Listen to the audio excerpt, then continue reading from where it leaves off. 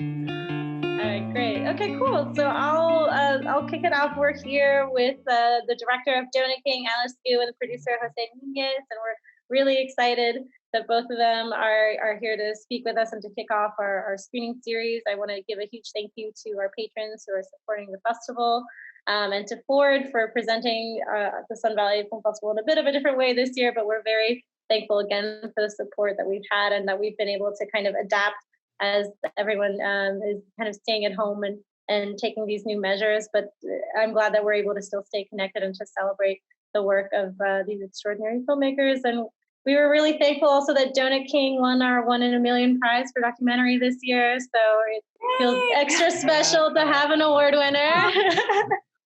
God, it feels so good. Thank you. Thank you so much. Yes. But yeah, so to kick it off, I just wanted to kind of ask both of you, like, how did you first meet Ted? Like, what drew you to kind of to telling his story and to telling the story of all these mom and pop shops that kind of popped up from this group of Cambodian refugees, especially through Ted? Like, how did you first discover this story? So speaking of children, I was a new mother at the time, and I had a new nanny.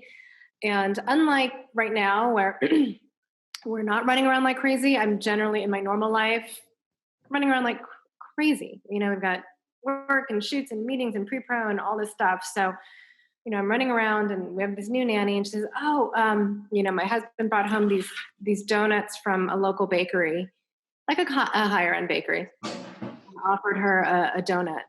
And she said, oh, no, thank you, Fernando. I only eat Cambodian donuts.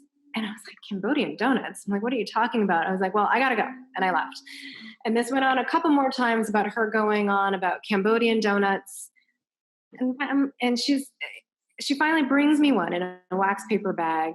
And just for Alice, Fernando, my husband. So I brought you a Cambodian donut. I found a shop. And part of me was like, I'm like, God, I'm a foodie. I'm like, I've never heard of a Cambodian donut shop. And I've lived here for 7 years, and she doesn't even drive. I'm like, how did she find one within days of being here? And so I took a bite of this Cambodian donut, which was delicious. But I said, okay, well, after I processed how delicious it was, I said, Debbie, but isn't this just a glazed donut? Like a regular? She said, yes, but it's a Cambodian donut. I'm like, but why? She's like, because Cambodian people make it. I said, if Cambodian people make it, it's still an American donut, right? She says, no, Cambodian donuts, they bake more often and they're fluffier and they're less sweet and da-da-da. And it was delicious. And so my husband actually starts grilling her. And while my husband is grilling her about this Cambodian donut thing, I decide to Google it and be like, you're nuts. I'm like, what are you talking about? But no, I was the one who was nuts, because all of these articles came up about the Donut King, about Ted Ngoy and why donut boxes are pink, and a refugee who escaped. And I was like, what? And I just read article after article after article. And I was instantly fascinated and captivated. And I felt like I had to tell the story. And to my luck, you know, I called the first donut shop in Santa Monica, which was DK's. And, you know, it's one of those awkward cold calls, and, you know, kind of expecting a big no. And I said, oh, hey, you don't know me. I'm a filmmaker from LA. And she picks up and she says, well, you've called the right place. You've reached the right person. Ted is my great uncle. I can help you. And I'll connect you guys on Facebook. And a couple of days later, we were talking. And how did you approach him? Like, how was it easy to kind of like to gain his trust? Like, was he, because I'm guessing he's still in Cambodia now, right? And he's still in Cambodia now. And you know what it was? I called him, and this is funny. So I said, hey, I'm interested. He's like, oh, you're interested in my story. He's like, okay, well, that's really cool. And you know, we chit-chatted a bit, and he said, okay, great, Alice. So you're American. And I said, yes. And he said, you're like a white person, American. You're American, right? And I said, well, I'm not white. I'm Chinese, but I'm American. And he's like, I'm Chinese too. Can you speak Mandarin? And so we started speaking Mandarin. And then that was kind of like an instant, the door opening a bit right there. Yeah. I don't know why Jose, I asked that question, but it's kind of funny. yeah, no, that's sweet to have a connection point in that sense. And I was gonna pivot over to Jose to ask about at what point you came on board and kind of how, like, what was so appealing to you about Ted's story and about. I had heard the story on NPR Mm-hmm. 6 years ago, and it had stayed with me the whole time. I mean, I remember driving home, listening to it on the radio, and pulling over and just waiting for the entire story to be over because I was so captivated by it. And then it just stayed with me. And then one day, I think it was like April or May, my phone rang and it was Alice, and it was like, "Hey, have you heard of the Donut King?" I was like, "Yeah, I love that story." She's like, "I want to make a movie about it." And that's all she had to say. I was in. I'm like, "All right, let's do it." And like, I think by June, 2 months later, we were in Cambodia shooting. We were like, let's just go. Let's just grab a camera. Just you and I go. We'll find somebody there to help us out. And let's just go shoot him. Because we didn't know, he's like in his late 70s. Mm-hmm. We didn't know what if he was in good health, what he's up to. So we were like, all right, she found him. She got in touch with him. And we're like, let's just go and shoot something, and then we'll figure it out. And it all just started happening after that. It just, it was a great experience, and I loved the story from the beginning. So I was all in from the beginning. Wow. Yeah, I mean, it's such a, speaking of the story, I feel like it's such a masterfully like woven story in terms of like telling his story, but the story of Cambodia and Cambodian refugees in general, and kind of all these different layers. So I was wondering how you guys went about kind of deciding how to structure it and how to sort of navigate all of that. And also how to kind of inject this. There's a sense of playfulness too that I love that the film was able to have. So I was just wondering how you balanced all these different levels. Cool. Yeah. Go ahead, Alice. I mean, that was, from the beginning, Alice had the idea of making a film that everyone could watch, and she was. I mean, it was she set her aims at doing that from the beginning, and she did an amazing job, I thought, with that. So go ahead. Sorry. Thank you, Jose. That's so nice of you to say. It was tricky. We have so much information. There's so many layers to the story. There's Ted's story. His alone is fascinating. Like, this guy's life is like no one I've ever met. But then there's so much backstory. Then there's war and genocide. And then there's what donuts mean to us as Americans, or just what donuts are to the world. In our donut research, we've found that pretty much everybody loves donuts. It's like 96% of people like donuts. So, and it's a, massively global business. But so what donuts mean to people, what people think of when they think of donuts, nobody actually really thinks about donuts that much, just because they're everywhere and they're kind of affordable. It's usually like a sweet treat that's maybe like $1. So, but there are some very heavy, there are some very heavy undertones to it. There's war, there's genocide, there's forced labor, there is making it, leaving your country with only the clothes on your back and maybe a suitcase, and having to resettle and learn a new language. Like, all of those things are quite serious and scary for people. And I really wanted to tell that story. But it was important for me from the very beginning, since the story was so special and personal to me, that it's accessible for a lot of people. And while, not everybody may want to sit down and watch a documentary about war and genocide and refugees, a lot of people might want to see a donut documentary. And so, that was the plan, was to use the donuts to hook people in who might not normally see this kind of a movie and get a lot more than they bargained for. Yeah, no, I think you absolutely accomplished that. And that's one of the cool things about the film. I was wondering also if you could talk a little bit around some of your visual choices for the film. I mean, you came up as a director of photography, and so the film is so visual kind of inherently. I was wondering if you could talk a little bit about that and the kind of animation and your recreations and things like that. Yeah. So the animation and there are a couple there's some animation in the title sequence that's really fun and playful, and that I really wanted to give a nod to kind of the birthplace of these donuts. We know them, which is Southern California. So, that involves a skater kind of skating over through past a couple of different donut shops to go get his donut. And we always like the idea, the pink box story. The pink boxes they're so iconic and they're so easily identifiable that we really wanted to place them through the film, for this opening sequence. And we thought, how fun would it be if the skateboarder, the beginning sequence was like a video game, and so as he's skating, he's like jumping over the pink boxes and he's like trying to like score points with these donuts. And, that was a bit of the fun. So that was like donuts and fun. So that kind of went hand in hand. Some of the other animations that we have in there are to cover, archival that we don't have. It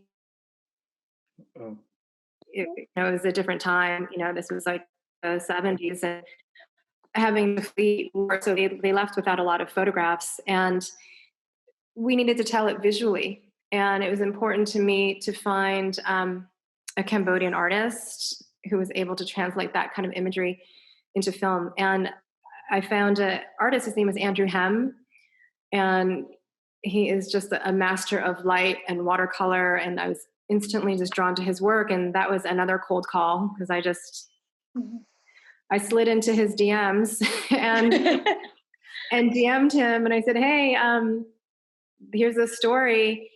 And, I read about the artist, and he went to Art Center, and he's had solo exhibitions, kind of all over the world. And he wrote back and he said, this is of great interest to me. I'm a donut kid. He's like, I worked in my parents' donut shop for 13 years. And I was like, oh my God. And it just had to be him. It was perfect. Like the son of refugees toiling in a donut shop and going to one of the best art schools in the world and making a living as an artist. Like, what could be better than that? Yeah, that's so perfect. And we mixed with archival and verite that we shot. We shot on the area Mira. We were given a grant by ARI to shoot this film, which just helped to lend to the beautiful color tones and the richness and, the beautiful color rendition. Oh. Has Ted seen the film? Has his family seen the film? No, not yet. Not yet? Oh, no! No. He was, he's in Cambodia. He's in Cambodia. Yeah. He's planning on flying to the U.S. Yeah. See it at a festival, but wow. we haven't shared it with anybody. Wow. No, kids, they're like, we want to see it. We're like, we want to see it. We want you to see it. Yeah. Yeah, the way it's meant to be seen. Yeah. Oh my gosh. Well, that'll be even extra special after this delayed gratification.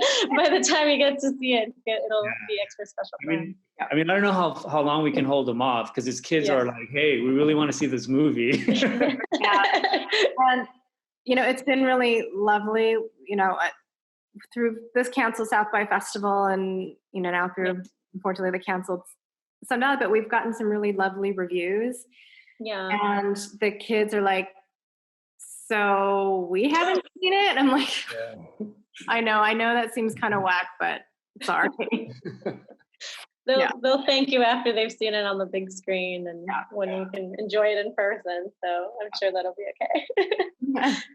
I was wondering too, because I think what strikes me so much also as an immigrant in the States, I responded a lot to this idea of the American dream and kind of deconstructing it. And I love that the film sort of feels like it's paying homage to it in this extraordinary story of him, but also kind of without losing sight of like its limitations. And so I was kind of wondering if you could talk a little bit about that too, and sort of what your approach was when you were kind of tackling that, since that's just so woven into the story.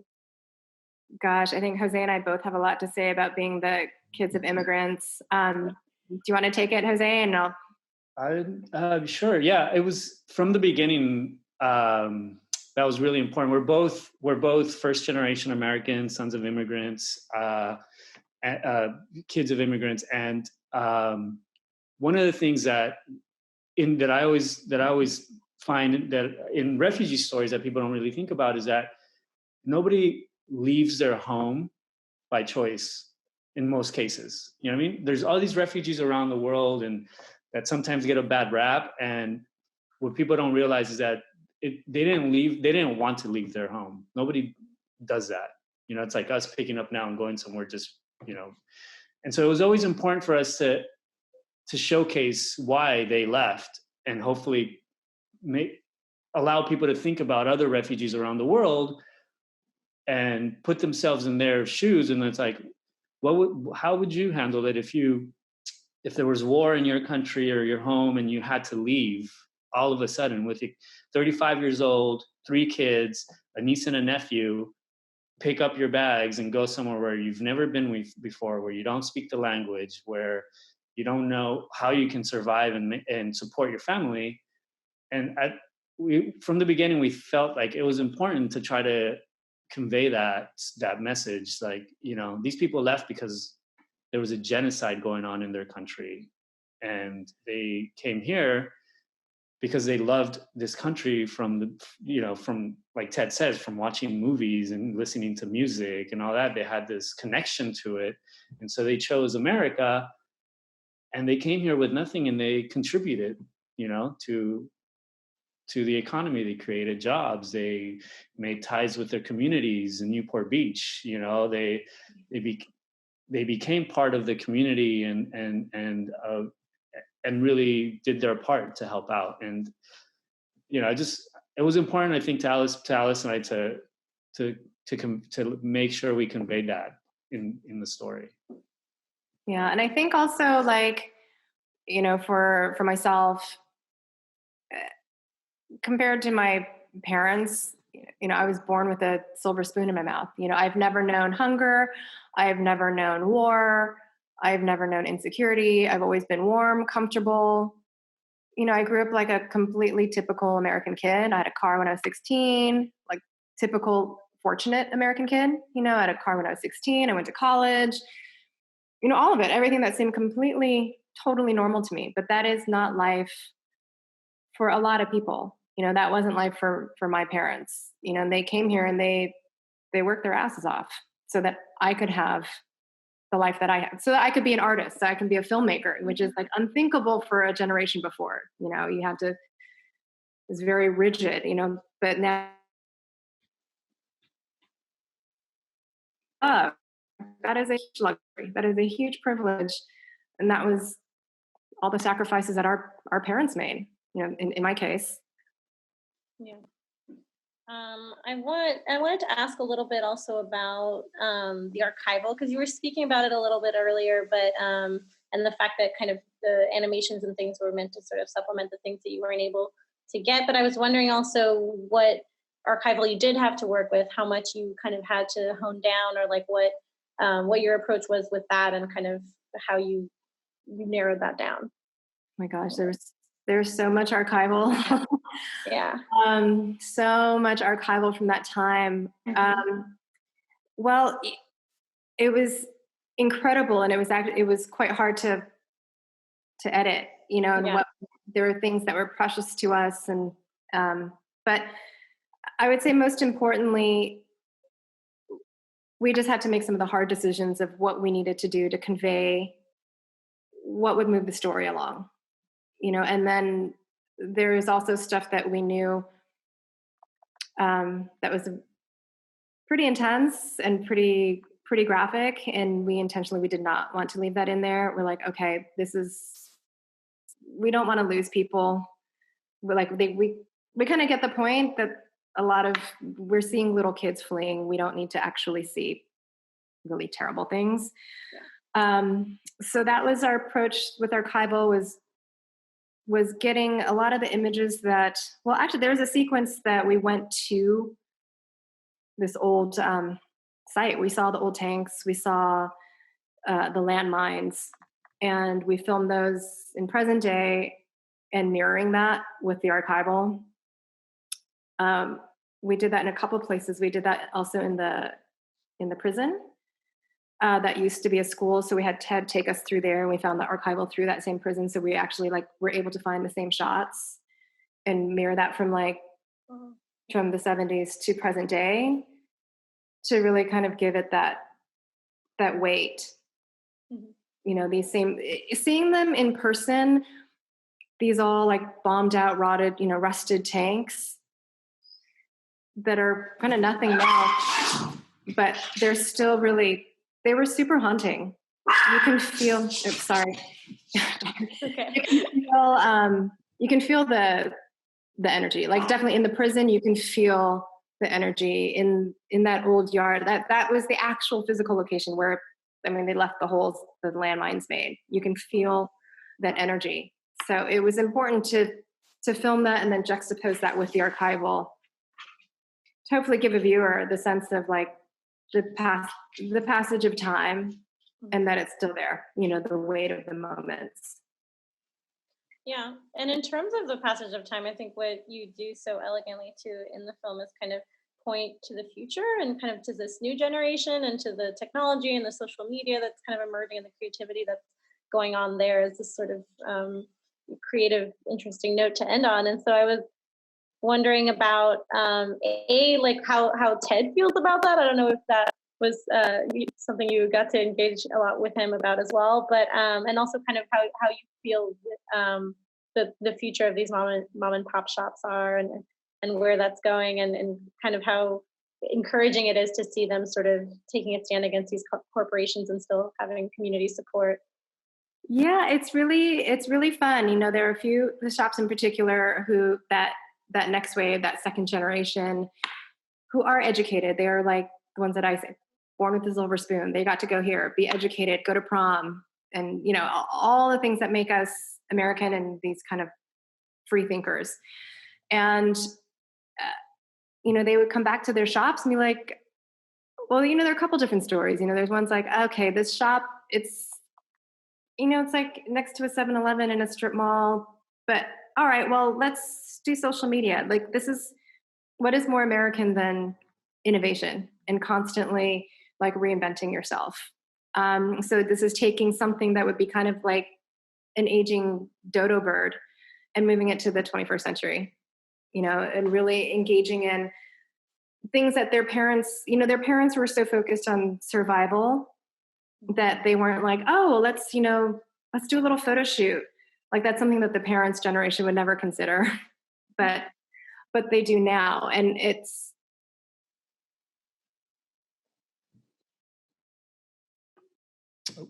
the kids, Deacons of Orange, for example, he went to college and he wasn't going to take over the shop, but his parents were retiring. They're well, we're going to sell the store. And he wasn't ready to let go. There were so many memories that were attached to that store that he couldn't let it go. And he's let me take it over. So I think it's super beautiful. Ted, I think he's really proud. This is not something that he could ever imagine. He's, engaging in all these different, he's oh, you can order donuts from an app and someone will bring it to your house. That is that's so wild. Or get written up about on a food blog. This is completely innovation from a younger generation. And I think that's testament to this whole new generation of young Cambodian Americans who are fully American through and through. I think that's the perfect note to end on, actually. And I wanted to really thank you both so much for taking the time and for chatting with us and for sharing Donut King with our patrons. We're really, really, really We're big excited. fans. Thank you. Thank you.